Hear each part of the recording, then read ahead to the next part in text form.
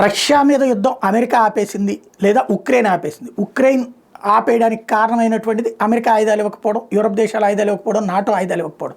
ఇప్పుడు అమెరికా అయితే ఏమి ఇవ్వనంటోంది, ఈవెన్ ఇంటెలిజెన్స్ కూడా ఆపేసింది, అన్ని రకాలు ఆపేసింది. ఇప్పుడు సఫర్ అవుతున్నటువంటి జెలెన్స్కీకి నీకు అండగా ఉంటామని ప్రకటించింది యూరోప్ యూనియన్లో కీలకమైనటువంటి 3 దేశాలు, జర్మనీ, ఫ్రాన్సు, అదే సందర్భంలో కెనడా. అయితే ఈ కెనడా వాళ్ళు వీళ్ళకి దగ్గర సైన్యం ఎంత ఉండి వచ్చిందంటే అంతంత లేదు.